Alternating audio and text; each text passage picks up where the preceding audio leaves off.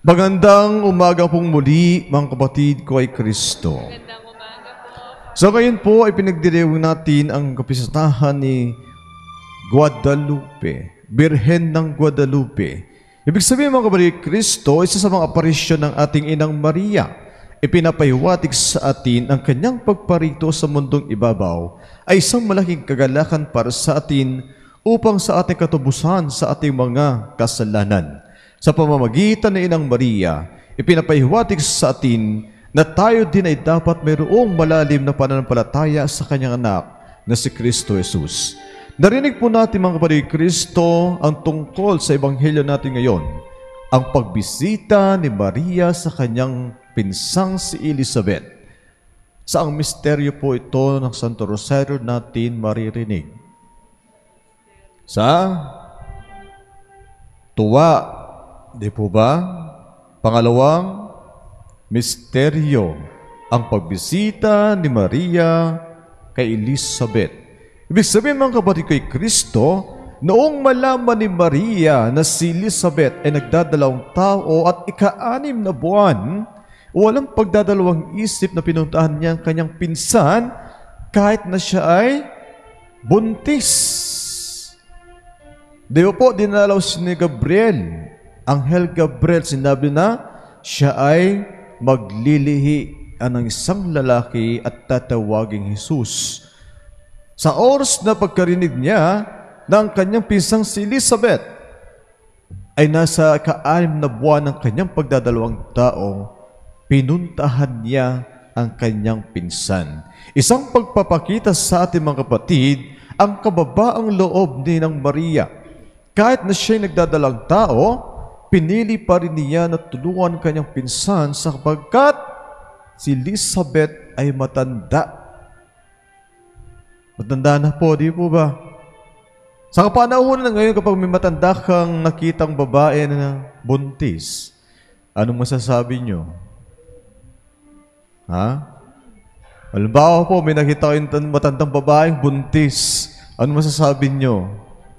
Ay, ano ba yan? Naglandi pa? Ano? So mga kapatid kay Kristo, sinasabi nga po, walang makapangyayari sa Panginoon. Kung nanaisin ng Panginoon ng isang babaeng ito na nakitaan ng kalinisan sa kanyang buong pagkatao. Katulad po ni Maria,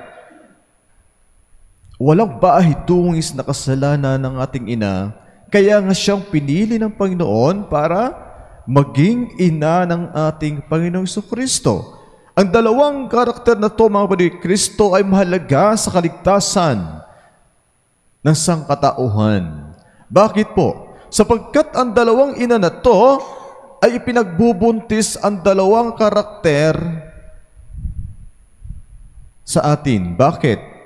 San Juan Bautista ang maghahanda ng daraanan ng ating Panginoon sa kanyang pagsilang.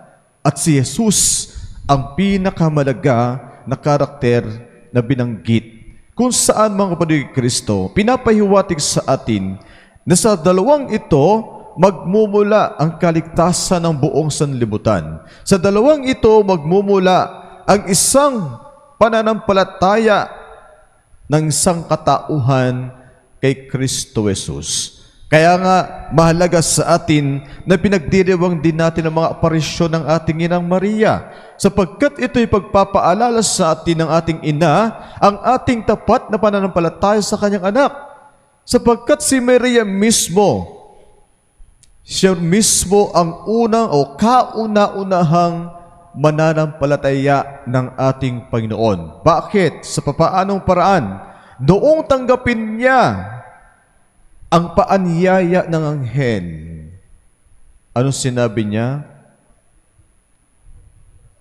Anong sinabi po ni ng Maria sa kanyang piyat? Tinatanggap ko. No? Tinatanggap niya ang responsibilidad na aakain niya. Ibig sabihin, doon nagsimula ang kanyang pananampalataya sa ating Panginoon Jesucristo na nagpapahiwatig sa kanya na kahit sa muring edad ng kanyang pagkatao, malaking responsibilidad na ang iniatang sa kanya ng ating Panginoon Diyos. So mga kapatid kay Kristo, pinapaalala sa atin na ang pananampalataya ng ating Maria ay nagpapakilala ng isang mababa. No? Mababa, sinasabi niya, pagpapakumbaba niyang tinanggap ang mensahe ng anghel. Tinatanggap niya ang mensahe ng anghel na maging ina o maging tabernakulo ng ating Panginoong Jesucristo. So mga kapatid kay Kristo, sa araw na ito ng ating ina ng Birhen ng Guadalupe, bakit nga ba nagkaroon ng parisyon ng Birhen ng Guadalupe? May makikita po kayo ng rosas, ano? Sapagkat yan sa mga parisyon na pinagaloob sa atin, kanino siya nagpakita? Kay San Juan Diego. No? Kay San Juan Diego na hindi kinikilala sa bansang Espanya. Pero, ipinakita pa rin ng ina sa pamamagitan ni San Juan Diego na magkaroon ng parisyon sa pamamagitan ng Birhen ng Guadalupe. Ibig sabihin mga kapatid Kristo, inaalagaan pa rin tayo ng ina. Inaakay pa rin tayo ng ating ina na mapalapit sa kanyang anak na si Kristo. Ayaw niya na tayo ay mawalay sa kanyang anak. Ayaw niya na tayo ay malayo sa kanya.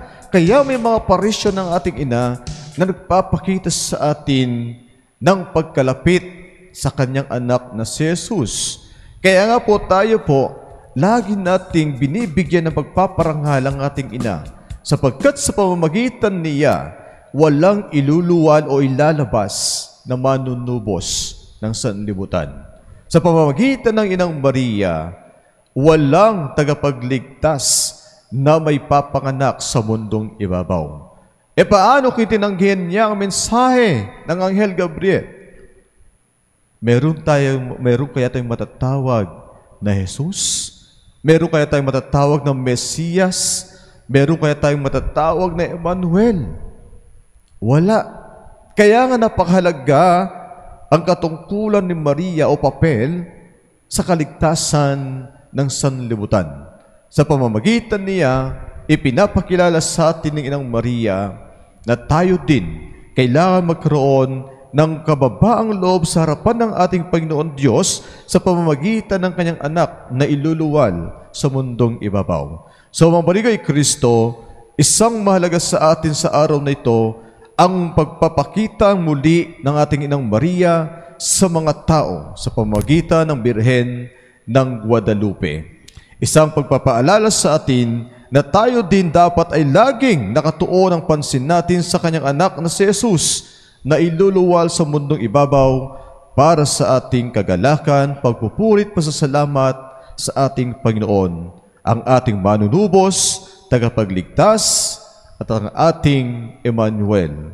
Ibig sabihin, laging nasa atin ang Panginoon. Kasi nawa tayo ng Panginoon sa ngalan ng Ama, ng Anak at ng Espiritu Santo. Amen. Amen.